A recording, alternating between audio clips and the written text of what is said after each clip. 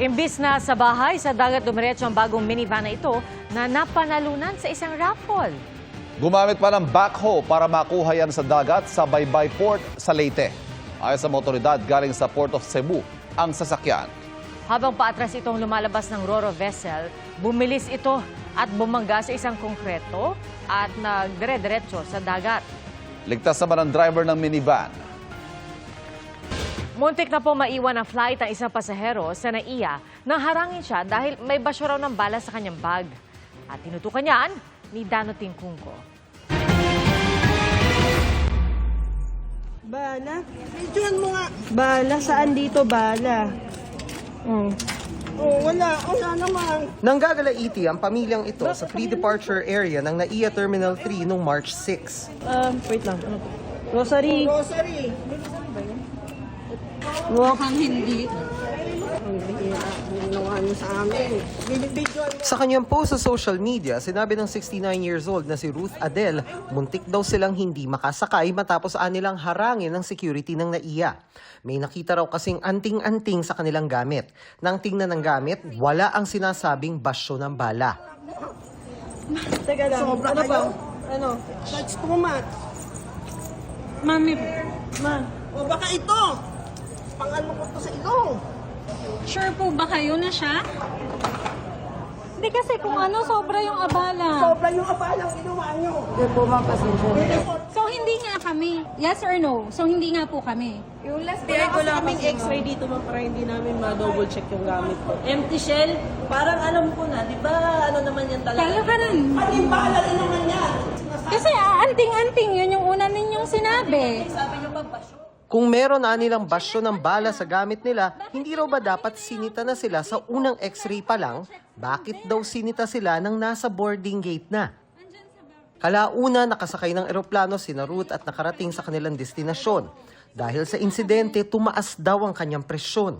Don't worry, nakuha ko na po yung pangalan nyo. Hindi nyo na po kailangan takpan. Ano ba naman water pagpasok? Tumanggi munang magbigay ng pahayag ang Office of Transportation Security ngayon, pero bukas sasagot sila sa presscon kasama si Transportation Secretary Vince Dizon. Wala ring pahayag sa ngayon ang MIAA at DOTR. Para sa GMA Integrated News, Dano Tingkungko, nakatutok, 24 oras. May mga panibagong tirada si Vice President Sara Duterte sa talumpati niya sa isang pagtitipon sa Hong Kong. Narito ang report.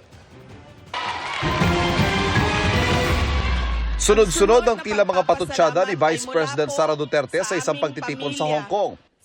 Wala siyang pinangalanan, pero isa riyan ang tungkol daw sa pag-endorso ng kandidato. Iboboto. Akala ko kasi gusto niya ng mas magandang bayan kasi ang plataforma namin nung tumakbo kami, unity at continuity. Nadala na ako, na-scam na ako, nabudol na ako. Hindi ako mag-endorso ng kandidato. Kasi baka pagkatapos ng eleksyon, sasabihin nyo na naman, na-scam ba yamin day Sara? Hindi dahil... Nagpayo rin ng bise, kauday sa pagboto sa darating na eleksyon. Kilatisin daw ang karakter ng tao at piliin yung marunong tumupad sa pangako. Huwag rin daw bumoto batay sa apelyido. Ako ay produkto din ng political dynasty. Galing ako sa pamilya ng mga politiko. Hindi dahil Duterte ang apelyido ay iboboto na ninyo. Kailangan pag-isipan din natin. Kaya dapat Nagbabala rin ng bise sa anyay paraan ngayon ng ilang politiko para mamili ng boto. Mga anak. Huwag natin ibenta ang boto natin. Legitimate na ang vote buying. Nakatago siya sa...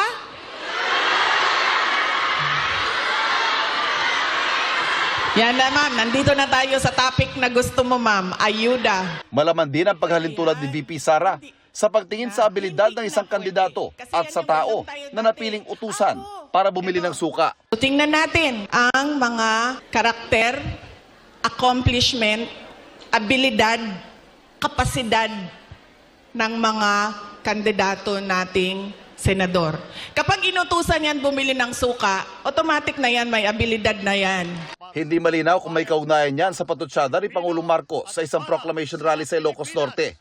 Nagtataka nga ako, parang yung mga iba na naging kandidato, nag-deliver lang yata ng suka, nabigyan na ng certificate of candidacy.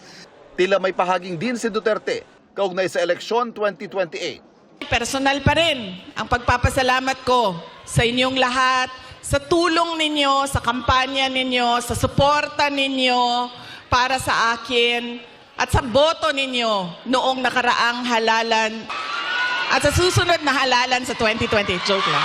Sandali lang. Sandali lang.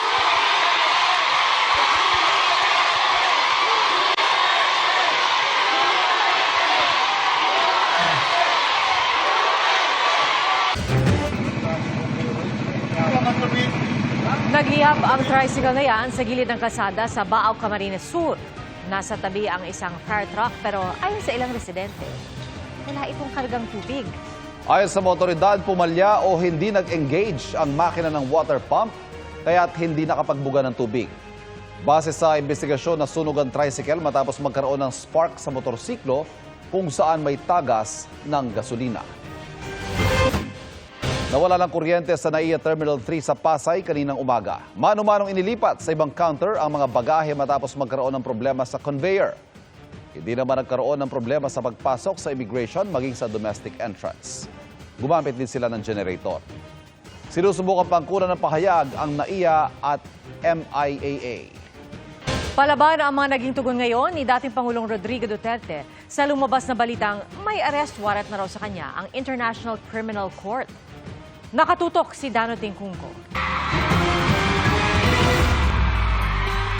Sa programang pasasalamat kay PRRD with OFW sa Hong Kong, nagsalita sa dating Pangulong Rodrigo Duterte kaugnay sa International Criminal Court o ICC. Kaugnay ito sa lumabas na ulat na may inilabas na raw na arrest warrant ang ICC para sa dating Pangulo para sa umano'y mga pagpatay at pang-aabuso sa karapatang pantao sa war on drugs ng kanyang administrasyon. May mga lumabas na espekulasyon online na naroon na raw siya para takasan ng arrest warrant. Nakita ninyo na patong-patong ang kaso ko, sa totoo lang, baka ang balita ko may warrant daw ako pag... Hindi, totoo. Yung sa ICC or something. Matagal na akong hinahabol ng mga ano man ang kasalanan ko, ako'y raw yung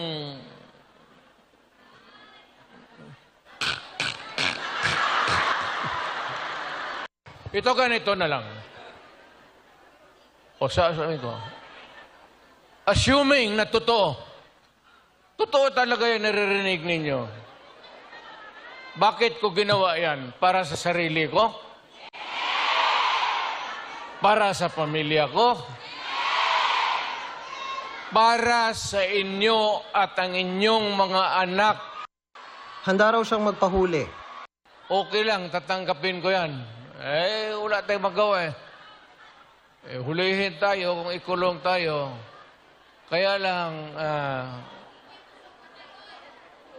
meantime, contribute kayo, baski $5, $10, para paglabas ko sa presuhan, pagawaan ninyo akong monumento katabi ni Rizal. Si Rizal may hawak na libro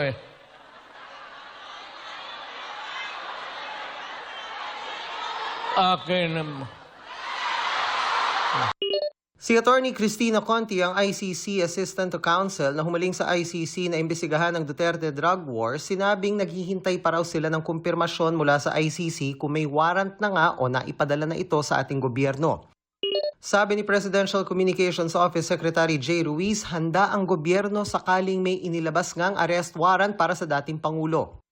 Paglilinaw ni Palace Press Officer Undersecretary Attorney Claire Castro, wala pang kumpirmasyong may nilabas ng arrest warrant. Pero kapag humingi raw ng tulong ang Interpol, kailangan daw sumunod ng Pilipinas. Wala pa rin impormasyon ng PNP sa ICC warrant at House Quad Committee na nag-iimbestiga sa drug war. Gayon din ang Office of the Solicitor General na ipinaubaya na rin sa DFA ang pagsagot sa issue. Tinawag ni dating Chief Presidential Legal Counsel Salvador Panelo na fake news ang pagtakas daw ni Duterte sa Hong Kong.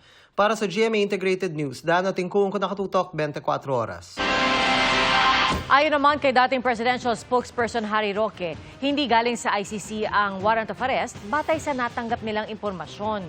Sinabi po niya yan sa isang video sa kanyang Facebook page.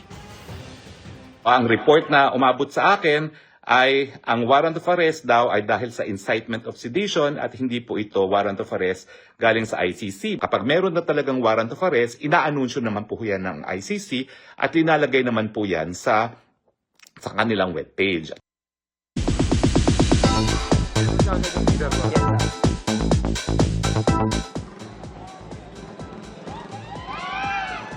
Hello Achievement na naman ang nakamit ng highest grossing Pinoy film na Hello Love Again. Wagi ang pelikula ni Alden Richards at Catherine Bernardo ng Box Office Hit Award na sa 2025 Manila International Film Festival in Los Angeles, California. Yan ay matapos itong tangkilikin all over the globe at tumabo ng 1.6 billion pesos in gross sales. Tinanggap ito ni GMA Pictures President Attorney Annette Gozon Valdez at ABS-CBN Films Head Chris Gasmin na both thankful sa pagkilala sa movie na handog ng GMA Pictures at Star Cinema.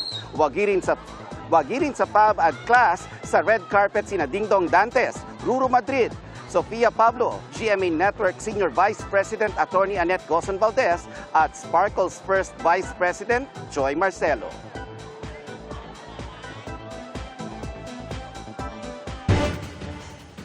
Nakahiga at tila mahimbing ang tulog ng lalaking yan sa gilid ng Riles sa Lima, Peru, nang mabangga siya ng dumating na tren. Sinubukan pa tumayo ng lalaki pero makikitang nasa ilalim na siya ng tren na mabilis namang nakahinto dahil mabagal lang ang takbo nito. Sa kabutihang palad, ligtas ang lalaki. Nakatayo siya at nakapaglakad pa. Base sa investigasyon, nakainom pala siya. Agad dinala sa ospital ang lalaki. Ayon sa local media reports, nagkasugat siya sa kaliwang kamay. Shear line na nagpapaulan ngayong araw sa Northern Luzon at sa silangang bahagi ng Central Luzon ayon sa Pag-asa. Nagdadala po yan ng maulan na panahon na may kasamang pag-ulan at isolated thunderstorms sa Cordillera Administrative Region, ilang probinsya sa Cagayan Valley, Central Luzon at Ilocos Region. Bahagya namang magiging maulap at maulan sa Batanes at Babuyan Islands dahil sa northeast monsoon o amihan. Easterlies naman ang nagpapaulan sa Davao Region, Zamboanga Peninsula, Sorsogon at ilang probinsya sa Bar. At yan din po ang magpapaulan sa Metro Manila at natitirang bahagi ng bansa. Sa rainfall forecast ng Metro Weather, posibleng makaranas ng light to intense rains bukas sa ilang lugar sa Quezon, Cagayan, Isabela, Mountain Province, Aurora, Oriental Mindoro at Camarines Norte. Light to moderate rains naman ang posibleng maranasan bukas sa Visayas, lalong-lalo na sa Negros Occidental, Negros Oriental at Bohol. Posible naman ang light to intense rains sa malaking bahagi ng Mindanao. At posible ring makaranas ng pag-ulan bukas sa Metro Manila.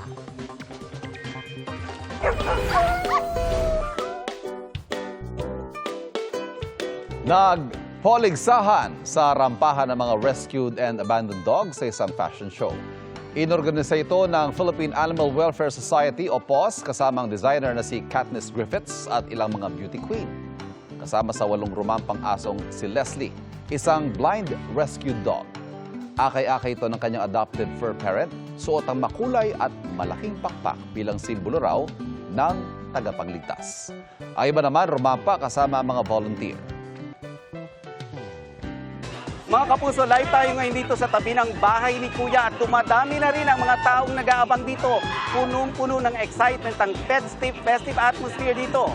Alam nyo, pasamantala munang tinanggal ang gate ng PTV House para i-welcome ang magiging housemates na mamamalagi dito ng mahigit kumulang 100 araw.